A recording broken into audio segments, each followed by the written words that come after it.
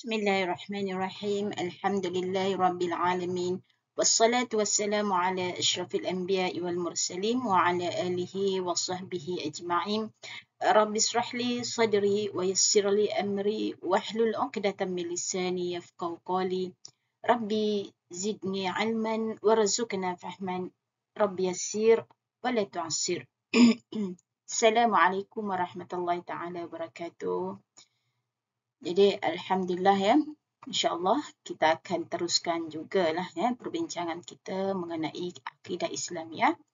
Jadi untuk hari ini insya-Allah Ustaz kita akan sambunglah ya perbincangan kita mengenai akidah, dan sebenarnya kita dah lihat secara sudah 2 kali pertemuan sebenarnya ya, kita dah lihat mengenai asas akidah Islamiah dan kesannya, iaitu yang pertama kita dah lalui, kita dah lihat apa itu, kita dah ketahui mengenai hakikat iman dan kepentingan iman, dan kita melihat secara lebih mendalam mengenai rukun iman dan makna 2 kalimah syahadah.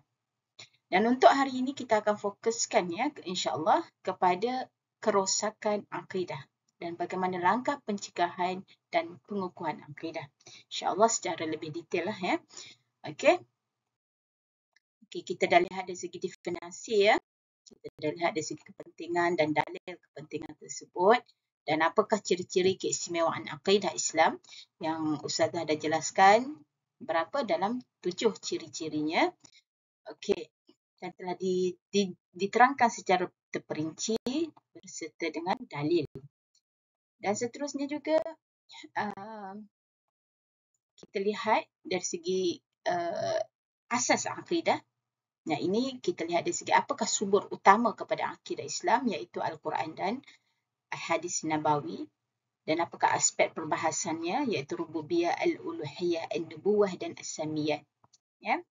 Dan seterusnya secara terperinci ya, kita dah bahaskan, kita dah bincangkan mengenai rukun iman ya, rukun iman, apa itu rukun iman ya, dan perbahasan pada setiap satu rukun iman tersebut. Ya. Dan seterusnya 2 kalimah syahadah ya. Kita dah lihat apa itu syahadah ya. Syahadah itu membezakan seseorang Islam dengan kafir ya. Okey, dan seterusnya ya, kita lihat secara terperinci ya, kalimah syahadah asyhadu an la ilaha illallah ya, yang kita fahamkan 2 kalimah syahadah ini ia mengandungi 2 bahagian syahadah ya, disebut sebagai yang pertama itu asyhadu an la ilaha illallah, itu adalah bahagian tauhid. Okey, wa asyhadu anna Muhammadar Rasulullah, dan kita mentasdikkan ya, maksudnya membenarkan bahawasanya Rasulullah itu adalah pesuruh Allah. Dan ikrar itu adalah sekaligus, wajib dilafazkan secara sekaligus ya. Tidak boleh secara maksudnya terpisah. Contohnya pada hari ini satu rangkap, kemudian disusuli pada esoknya satu rangkap. Tak boleh ya, sepatutnya semestinya sekaligus ya. Okey. Dan seseorang yang menyebut separuh saja, jika dalam situasi di mana seseorang itu hendak memeluk Islam, dia hanya sebut separuh saja. Mungkin dia sebut asyhadu an la ilaha illallah, jadi tidak sah sebagai seorang Islam. Sepatutnya asyhadu an la ilaha illallah wa asyhadu anna Muhammadar Rasulullah. Okey ya. Dan kalimah syahadah ini ya, menafikan ketuhanan kepada sesuatu selain Allah. Kita menafikan dan menetapkan bahawa sifat ketuhanan itu hanya pada Allah sahaja, dan mengaku akan kerasulan Nabi Muhammad sallallahu alaihi wasallam. Jadi untuk secara terperinci antum boleh lihat kita dah bahaskan ya dalam perbincangan di dalam kuliah. Ya. Dan syahadah kedua Nabi Muhammad itu adalah Rasulullah, mengaku dengan lidah, tunduk dan patuh dengan hati bahawa Nabi Muhammad sallallahu alaihi wasallam adalah pesuruh Allah yang diutuskan untuk mengeluarkan manusia dari kegelapan minaz zulumat ila nur. Ya, kegelapan kepada cahaya, iaitu dari kejahilan kepada mengetahui, dan dari kekafiran kepada Islam.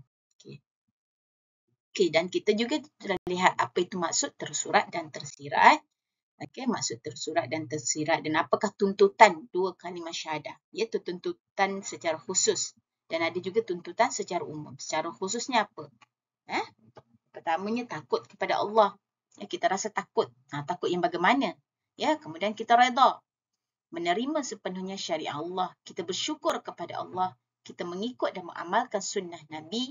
Mencintai Allah Subhanahu wa ta'ala, mengakui kebesaran dan kekuasaan Allah Subhanahu wa ta'ala, bertawakal kepada Allah, taat kepada pemimpin dan meyakini hukum atau peraturan Allah Subhanahu wa ta'ala. Itu tuntutan secara khusus.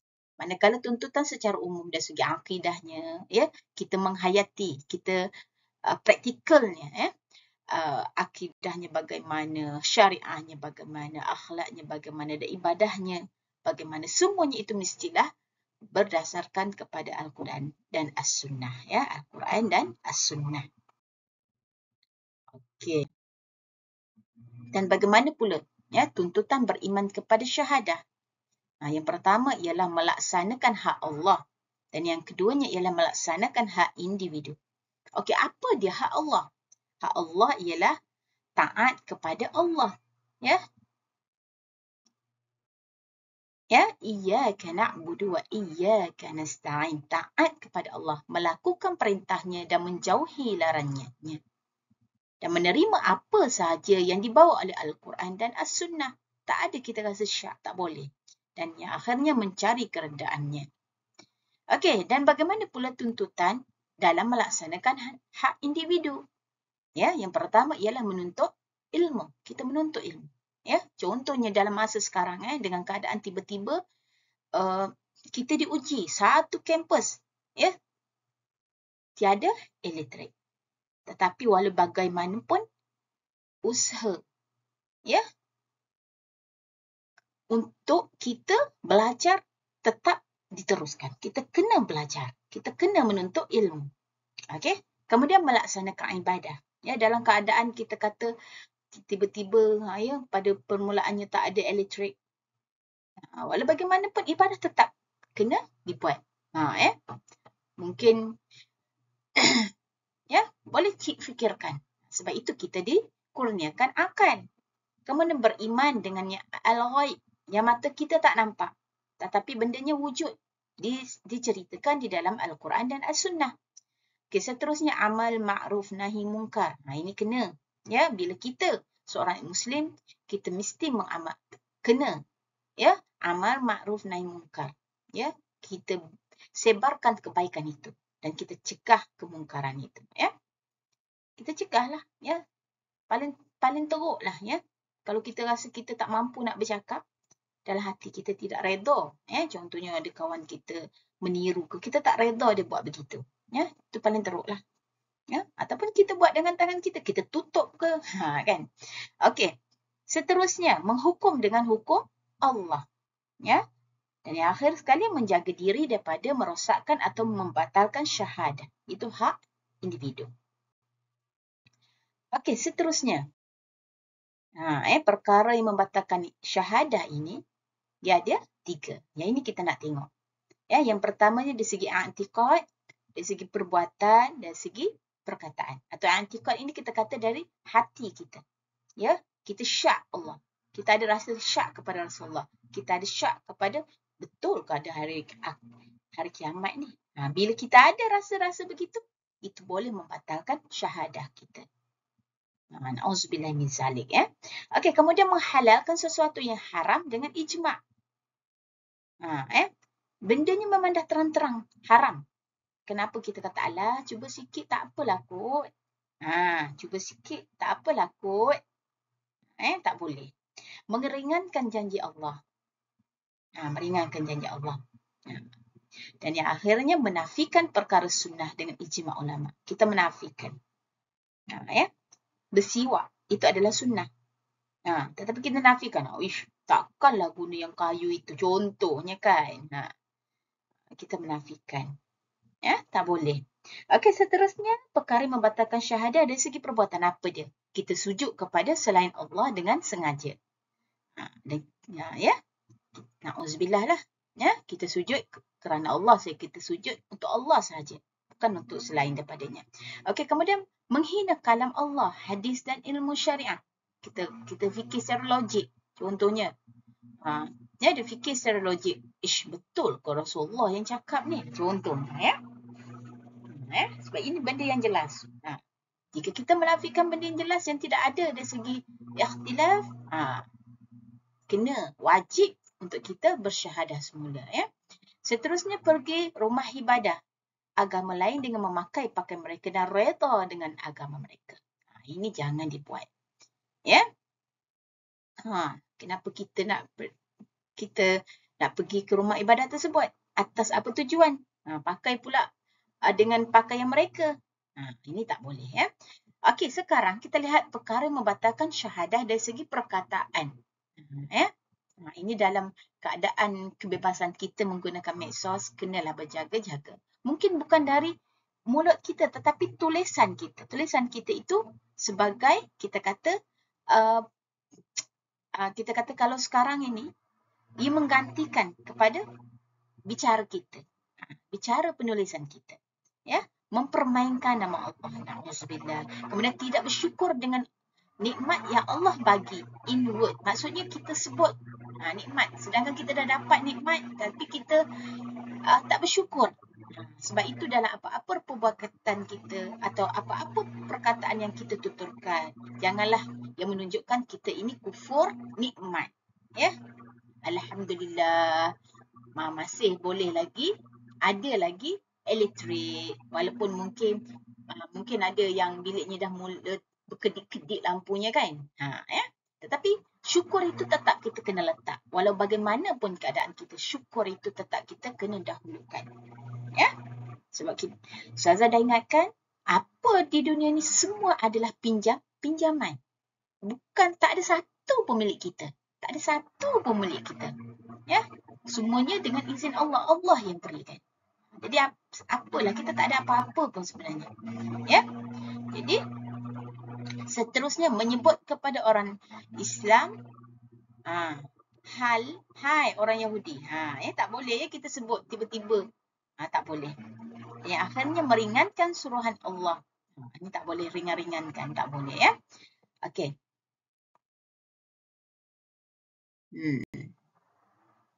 Okey, ni kalimah syahadah. Syarat sah syahadah. Ini antum dah takdim, dah bentangkan juga. Ustazah akan sebut sedikit-sedikit saja yang mana yang mungkin antum tidak sebutlah. Kini syarat syahadatain. Dia kena ada ilmu. Yakni memahami makna dan maksudnya. وَلَا يَمْلِكُ الَّذِينَ يَدْعُونَ مِنْ دُونِهِ الشَّفَاعَةَ إِلَّا مَنْ شَهِدَ بِالْحَقِّ وَهُمْ يَعْلَمُونَ. Tidak mempunyai sebarang kuasa untuk memberikan syafaat pertolongan kecuali sesiapa yang memberi penerangan mengakui kebenaran dengan mentauhidkan Allah, Tuhan yang sebenar-benarnya, yang mereka mengetahuinya dengan yakin, bukan dengan kata-kata orang. Az-Zukhruf, surah Az-Zukhruf. Okey, seterusnya yakin. Siapa yang sebut, aku naik saksi bahawa asyhadu an la ilaha illallah, tiada Tuhan melainkan Allah, wa asyhadu anna Muhammadar Rasulullah. Kita perlu yakin kandungan syahadah itu. Innamal mu'minuna alladzina amanu billahi wa rasulih summa lam yartabu wa jahadu bi amwalihim wa anfusihim fi sabilillah. Ulaika humus shadiqun.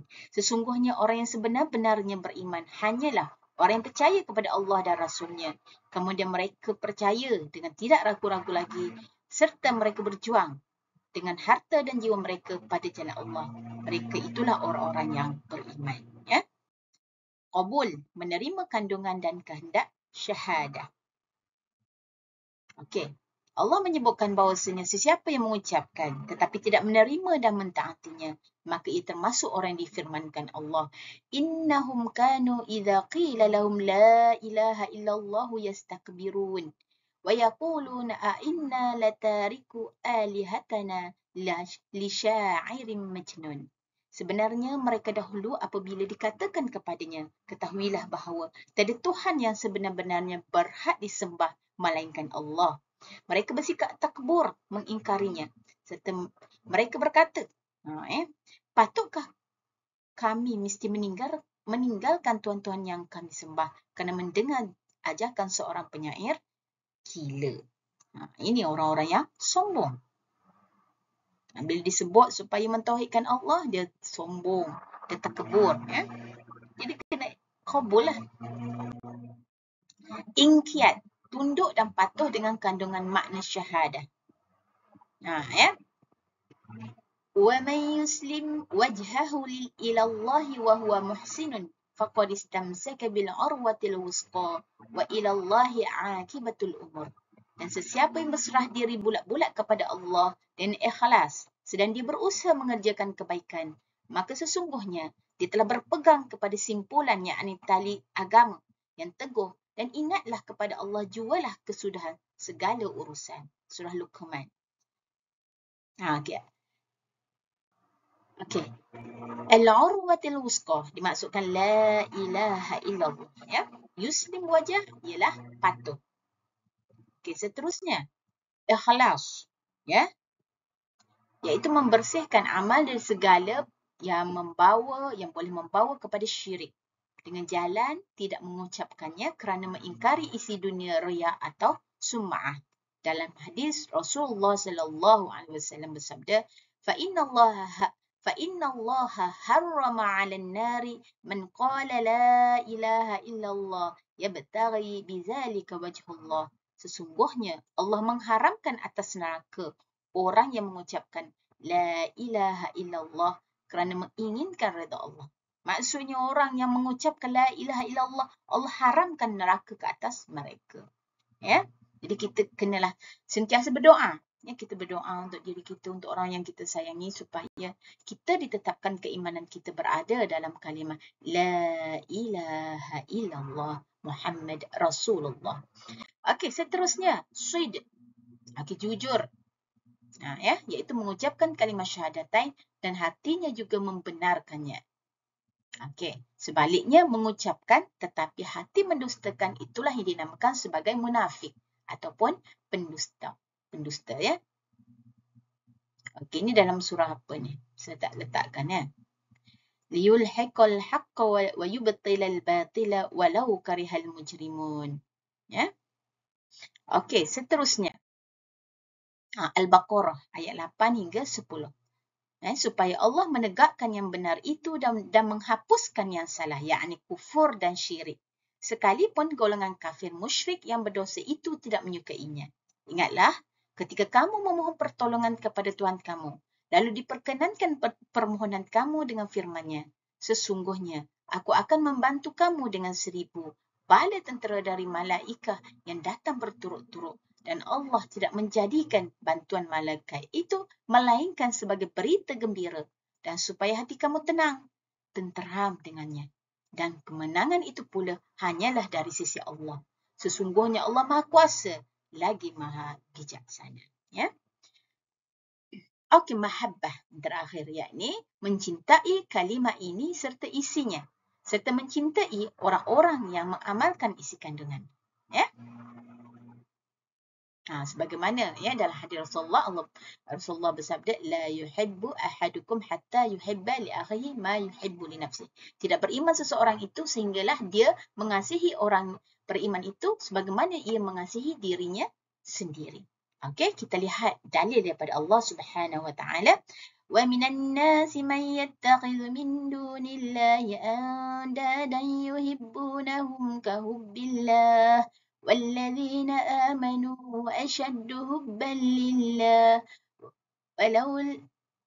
ولو الذين ظلموا إذ يرون العذاب أن القوة لله جميعا وأن الله شديد العذاب. Okey, kita lihat kepada maksudnya.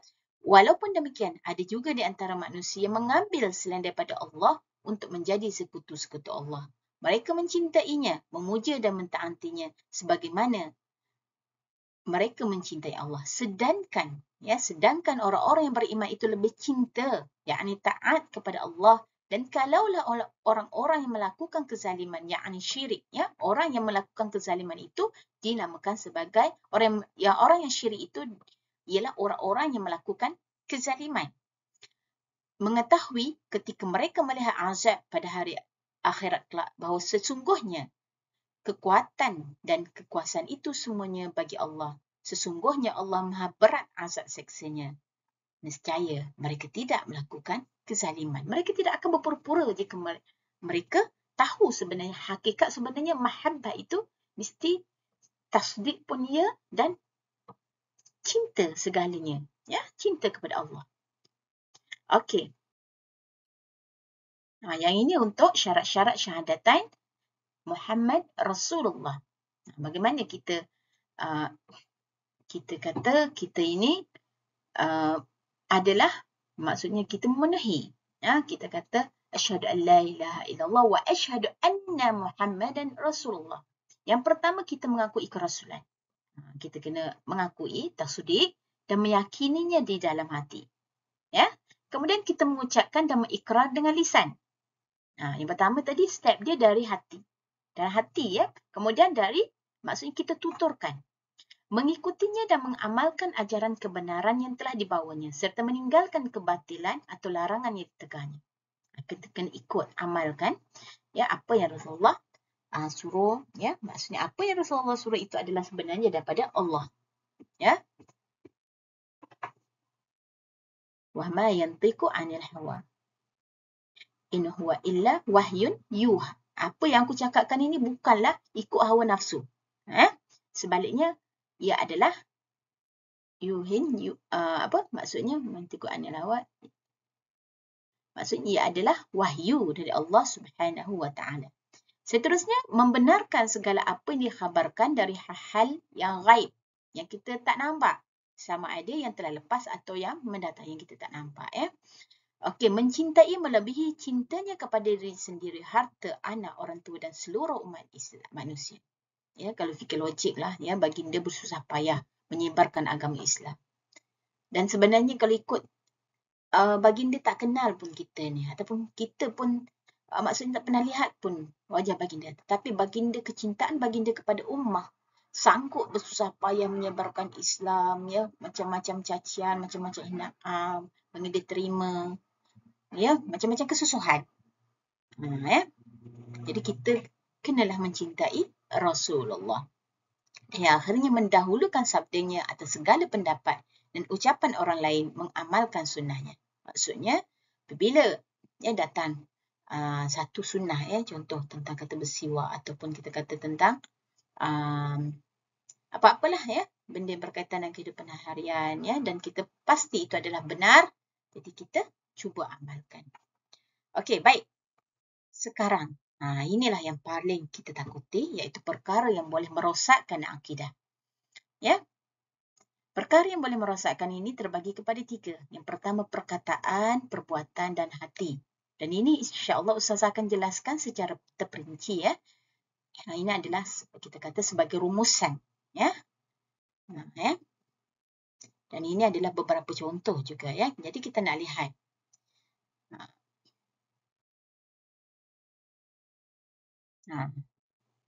Atau kita kata perkara sebab penyelewengan akidah.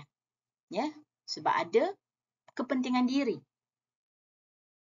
Dan yang ini yang paling ditakutilah kurang mendalami ilmu agama. Terpengaruh dengan budaya ataupun hiburan asing. Dan yang terakhir, pengaruh rakan-rakan. Ya, pengaruh rakan-rakan. Perkara-perkara yang merosakkan akidah ini, ya, dalam ajaran Islam ini terdapat banyak anasir yang boleh menyebabkan iman atau akidah menjadi rosak. Ya, dan sebenarnya para ulama juga telah membicarakan munaqashah yakni tawilah. Ada perbincangan yang maksudnya yang panjang mengenai perkara-perkara yang merosakkan akidah di kalangan para ulama, dan ada beberapa buah buku ya yang membincangkan mengenai perkara tersebut. Antaranya ialah tulisan Said Hawa, iaitu ia bertajuk Batas-Batas Iman dan Kufur. Ya, di mana beliau menggariskan 20 perkara yang boleh membatalkan atau merosakkan iman seseorang Muslim. Okey, ini Ustazah ambil sebahagian ya. Perkara yang merosakkan akidah. Yang pertama, kufur. Maksudnya ingkar rukun iman. Ini paling teruk lah ya. Maksudnya Ya. Kufur pada bahasa bererti menutupi atau mengingkari. Kita ingkari ataupun kita tutup. Ulama usuluddin, dari segi istilah dia kata tutup. Ini kerana hati orang kafir telah tertutup atau terkunci, mati daripada mendapat hidayah Allah Subhanahu Wa Taala. Dan kalau dari segi ulama ahli sunnah wal jamaah, kufur ialah pendustaan terhadap Rasulullah sallallahu alaihi wasallam dan ajaran yang dibawa oleh baginda. Ya. Okey, kalau mengikut Abdul Majid Aziz Az-Zindani, beliau mengatakan kufur menurut syarak ialah tidak mempercayai Allah Subhanahu Wa Taala, malaikat, kitab-kitab para rasul, hari akhirat dan hukum-hukum Allah Subhanahu Wa Taala atau sebarang ketetapan agama yang penting yang diketahui oleh orang Islam. Maksudnya yang umum yang kita tahu. Contohnya kita tahu arak itu ialah haram. Tetapi kita buat tak tahu. Kita cuba-cuba nak rasa. Tak boleh ya. Okey, seterusnya syirik. Syirik ialah menyekutukan Allah dengan sesuatu makhluk atau mempercayai bahawa terdapat kuasa lain yang lebih berkuasa dari Allah. Ya. Dan orang yang melakukan syirik ini disebut musyrik. Syirik akbar, ya, syirik besar ya kita panggil, terbagi kepada dua. Akbar jali yang terang dan akbar khafi yang tersembunyi. Kalau akbar jali ni memang kita boleh nampak lah, ya. Maksudnya ia mengambil selain daripada Allah sebagai Tuhan, kan? Atau menyamakan taraf Allah ke. Tak boleh. Allah tidak sama dengan apa-apa makhluk sekalipun. Tidak ada tandingan, ya. Kerana Allah itu bersifat esa. Okey, manakala yang kita takuti ini, iaitu syirik akbar khafi yang tersembunyi. Ini kadang-kadang masih lagi berlaku dalam masyarakat, ya. Syirik besar yang tersembunyi, contohnya meminta pertolongan dari makhluk. Ya, pergi jumpa Tok Bomo, ya. Minta apa? Macam-macam lah, ya. Jadi tak boleh. Seterusnya nifak. Para ulama bersetuju menyatakan sesiapa yang mengakui dengan lidahnya pada zahirnya tetapi mendustainya, tetapi dia tak tasdik, dia tidak membenarkan dalam hati. Jadi sebenarnya ia tidak beriman, ya. Disebut je, dia lafaz tetapi dia tidak sebenarnya tidak sepenuh hati. Itu tidak beriman namanya, ya. Jadi kita minta Allah lindungi daripada keadaan begini, ya, untuk kita. Jadi mereka ini termasuk dalam golongan orang munafik yang telah dijanjikan oleh Allah Subhanahu Wa Taala dengan azab yang pedih. Dan ini juga kadang-kadang berlakulah, yang bertawakal dan bergantung pada selain dari Allah. Kita berusaha tapi kita tak bertawakal. Tak boleh. Kita berusaha, kemudian kita berdoa minta dengan Allah. Itu sebaiknya, ya. Kita kena bertawakal. Tak boleh bertawakal saja. Kalau kita bertawakal saja, kita kata tak apalah, tak kerja, nanti rezeki datang. Itu pun tak boleh. Ia boleh merosakkan. Kalau kita kata, alah tak apa, kalau aku kerja pun, kalau Allah tak bagi juga. Tak boleh, kita kena berusaha dahulu, ya. Seterusnya mengingkari nikmat Allah. Yang ini sama ada secara zahir ataupun sembunyi. Ataupun sama ada kita boleh fikirkan atau yang memerlukan pengkajian mendalam. Jangan ingkari nikmat Allah, ya. Atau bekerja sebab orang. Contohnya tak boleh. Kita bekerja ni sebab suruhan Allah. Allah suruh kita bekerja. Kita belajar ini sebab kita tahu itu adalah tuntutan agama. Ya. Dulu masa kecil-kecil mungkinlah ibu bapa kita kata okey kena belajar. Jadi kita belajar itu sebab ibu bapa suruh. Ya, tetapi dengan meningkatnya usaha kita dan makin bertambahnya ilmu kita, kita kena sandarkan apa sahaja perbuatan yang kita buat itu adalah kerana Allah Ta'ala. Sandarkan kepada agama. Maksudnya menuntut ilmu itu adalah tuntutan. Talabal ilmi faridatun ala kulli muslim wa muslimatin. Maksudnya menuntut ilmu itu adalah wajib ke atas orang Islam. Sama ada lelaki ataupun perempuan. Jadi kita sandarkan dengan agama. Itulah penghayatan kita. Ya tak ada dah sebab mak ayah suruh. Dulu ya, tapi sekarang ni kita dah faham, kefahaman kita lebih mendalam. Ya. Okey, seterusnya. Berhukum dengan hukum manusia bukan dengan hukum Allah. Okey. Ini. Memfokuskan segala kekuatan kepada selain Allah dengan cara tidak dikehendakinya. Ya. Ini kekuatan. Maksudnya kita inilah kadang-kadang yang berlaku dalam masyarakat, ya, pergi minta pertolongan daripada makhluk yang kita tak nampak, ya. Kita pergi muja ke. Okey, na'udzubillah, ya.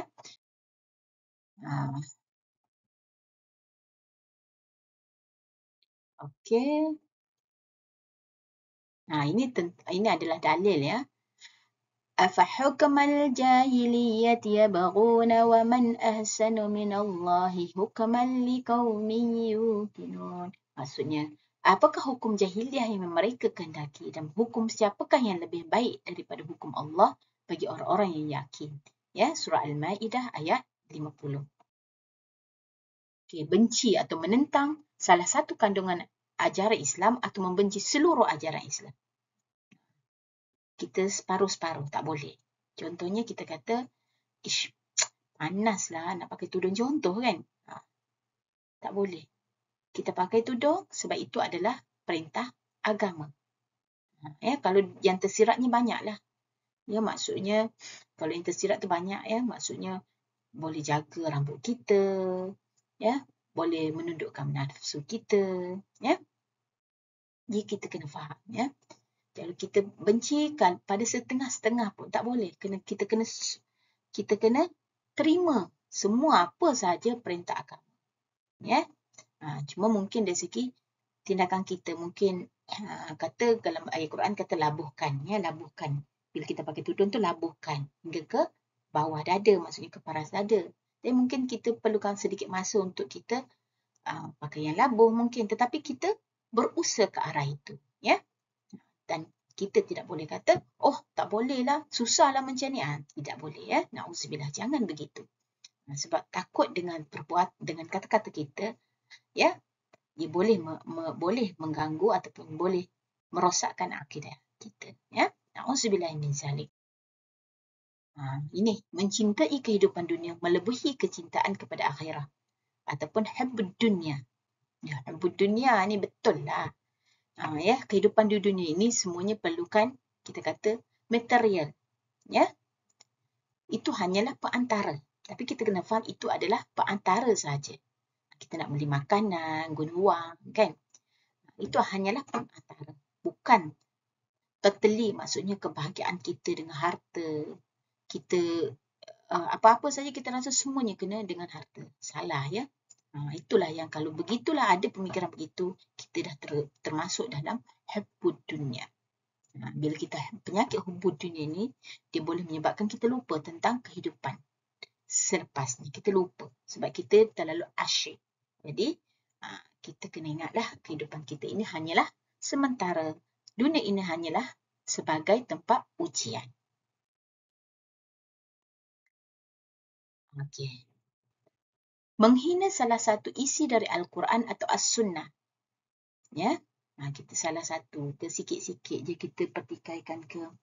Ataupun orang-orang alim yang menegakkan atau memperolokkan hukum-hukum Allah atau syiar-syiar Islam. Dan ya, orang yang memperolok, menghina, mengejek hukum Allah termasuk dalam kategori yang boleh, atau orang yang boleh terbatalnya syahadah. Ya. Ungkapan, kadang-kadang, ya, tengok, ya, ungkapan hukum Allah itu lapuk atau kenyataan seperti, adakah kita hendak kembali kepada undang-undang qisas yang kejam ataupun kita hendak kembali kepada zaman primitif. Semua kata-kata begitu boleh menyebabkan terbatalnya iman akidah kita. Jadi kita kena berjaga-jaga, jangan memperolok-olokkan hukum yang Allah dah tetapkan kepada kita, ya.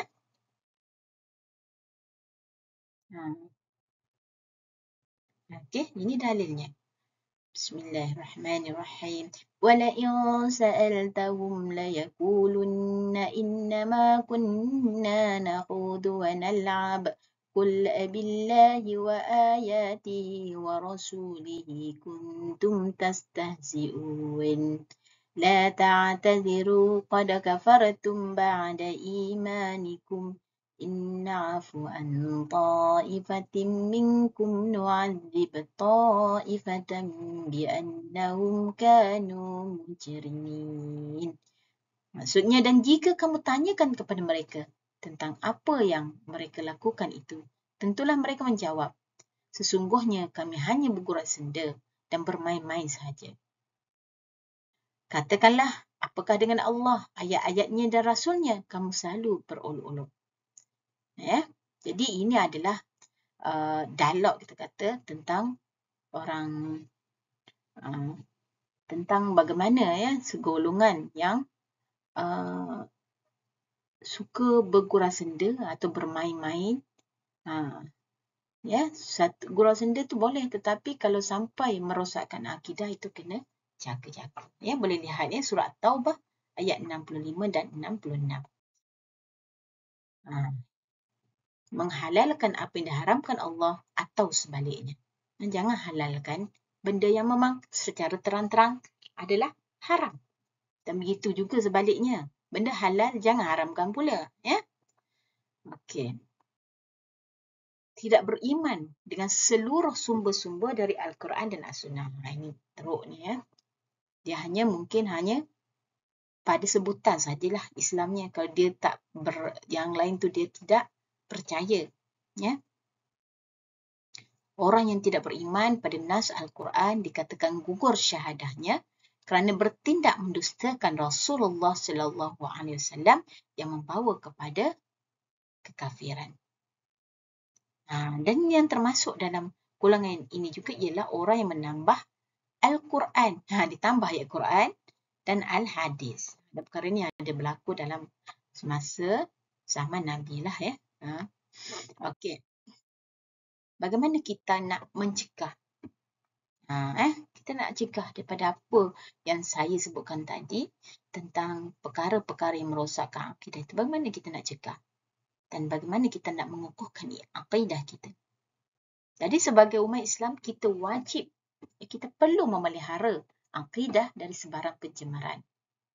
Jadi kita perlu mengetahui langkah-langkah pencegahan dari rosaknya akidah. Nak cegah dahulu daripada rosaknya akidah sebagai persediaan masa hadapan.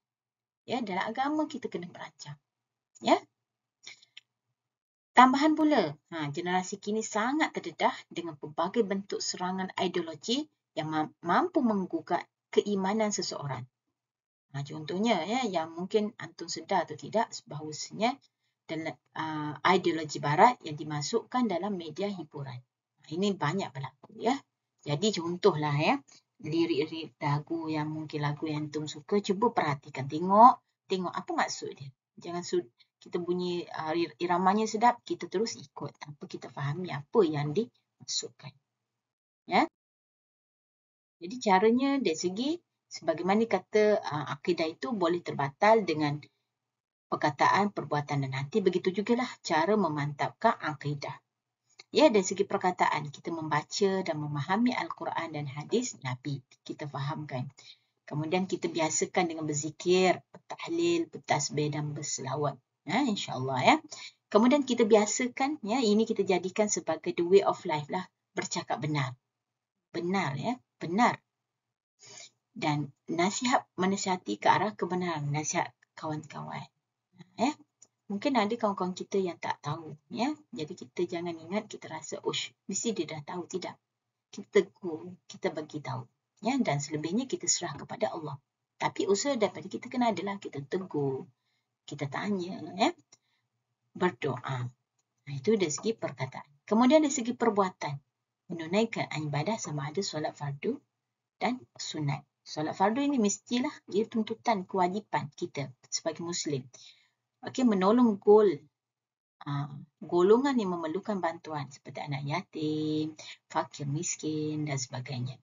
Menuntut ilmu yang berfaedah. Tahu je ada je link yang diberikan untuk menuntut ilmu. Dan kita tengok, ustaz ni memang kita dah familiar. Ya, dalam negara kita biasa Maman Selalu bagi ceramah, okey, kita ikuti. Ya, kita kena pilih juga dari segi tok guru ni. Ya, kalau tak berapa nak familiar tu, kena lihat dulu latar belakangnya. Ya. Okey, beradab sopan dalam pergaulan. Ya, adab sopan tetap kena dipraktikkan, diamalkan di mana-mana. Tak kira dengan sesiapa. Hatta dengan pekerja pembersihan sekalipun. Hormat dia. Ya, hormat dia. Bagi salam. Ya, bagi salam, basa-basi orang kata ya. Pakcik dah makan contohnya ya. Gitu. Jadi kena ada adab kita kata ya. Melakukan kerja yang baik seperti berniaga, bertani dan sebagainya. Dan akhirnya dari segi hati kita sentiasa ingat kepada Allah. Ingat apa yang kita buat ini semua Allah pandang. Tak ada satu pun yang terlepas. Semua Allah pandang. Allah lihat. Ya. Yakin dengan pertolongan Allah. Yakin Allah akan tolong kita. Kita berusaha insya-Allah Allah tolong. Ya, ikhlas melakukan ibadah dan amal kebajikan sebab kita tahu semua apa yang kita lakukan itu semuanya ada nilai di sisi Allah Subhanahu wa taala. Okey, bersangka baik terhadap Allah. Ya. Ya, walau macam mana susah sekalipun, sukar sekalipun, kita yakin Allah ada untuk kita. Ya, Allah ada. Buatlah baik. Jangan rasa penat nak buat baik. Jika seandainya bila kita baik, buat baik, tiba-tiba contohnya kawan makan kita, tahu makan kita. Maksudnya ambil kesempatan di atas kebaikan kita.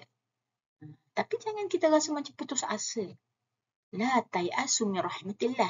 Jangan putus asa daripada rahmat Allah. Allah memandang ya, untuk hamba-Nya yang lemah dengan pandangan rahmat. Ya, jangan risau, Allah pandang apa yang kita buat, kebaikan yang kita buat. Ya. Maklum manusia tak nampak pun, buat tak tahu aja kita buat baik. Tak apa. Kita bukan mengharapkan ganjaran puji-pujian daripada manusia, tetap sebaliknya kita minta redha Allah, ya. Itu yang lebih baik. Ya, dan bercita-cita tinggi, ya. Bercita-cita tinggi. Nak belajar bersungguh-sungguh. Lepas belajar, rasa nak belajar lagi sebab nak tahu lagi. Ya. Dan akhirnya bertawakal kepada Allah, ya. Okey, seterusnya ini amalan roh. Amalan roh. Amalan rohani lah ya, untuk memantapkan keimanan kita. Kita mantapkan kepercayaan kita kepada Allah. Ingat mati. Bila kita ingat mati ni, tak ada banyaklah yang kita lara ya. Sebab kita sentiasa ingat hidup ni sementara. Berzikir ya. Sentiasa membaca Al-Quran supaya kita bayangkan supaya kita diberikan petunjuk ya. Dan berilmu pengetahuan. Kita kena cari usaha untuk tambah ilmu. Terutamanya ilmu agama. Amalan fizikal, solat, berpuasa, menunaikan haji. Ini dari segi jasmaninya lah. Ya. Amalan hati, akhlak kita. Suka memaafkan orang lain. Suka memaafkan orang lain. Tak apalah. Walaupun kita kadang-kadang ada kecil hati kan dengan kawan kita kan. Kita tolong dia. Tapi masa dia susah, kita tolong dia. Kita tak berkira pun. Tapi masa kita susah, apa yang berlaku, dia buat tak tahu aja. Kecil hati kita. Tapi tak apa. Tak apa. Allah ada. Masa dia susah, dia datang cari kita. Okey, kemudian dia minta maaf lah. Okey lah, minta maaf lah. Hari tu saya buat tak tahu, tak tanya khabar. Contoh kan. Walaupun di sudut hati kita memang kecil hati. Tapi kita maafkan. Ya. Bersifat mahmudah. Itu saya kata sentiasa buat kebaikan. Jangan bimbang sama manusia tak pandang kebaikan kita. Tapi kita tahu Allah pandang kebaikan kita. Jadi sentiasalah berterusan buat perkara yang mudah. Dan yang akhirnya amal ma'ruf nahi mungkar. Ya, saya dah sebutkan. Paling teruk pun atau paling lemah pun iman kita ini, dari segi kita nak buat amal ma'ruf nahi mungkar ini ialah dengan hati. Hati kita tak reda dengan kemungkaran yang berlaku. Itu paling teruk. Tetapi kalau kita mampu dengan tangan, kita ada kuasa. Kita gunakan dengan tangan. Adik kita tak nak solat. Adik kita dah cukup umur dah. Memang dah wajib solat. Jadi kita kena paksalah. Cakap dengan mulut, jangan tak reda. Adik tak solat. Tak apalah, kejap lagi mudah-mudahan dia solat. Tahan.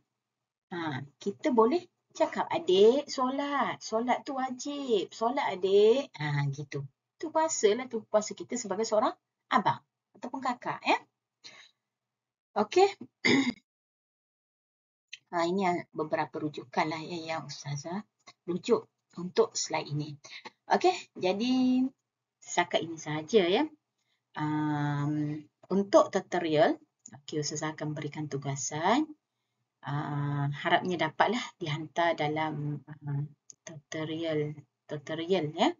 Mungkin secara spontan lah sebenarnya, ya. Paling mudah.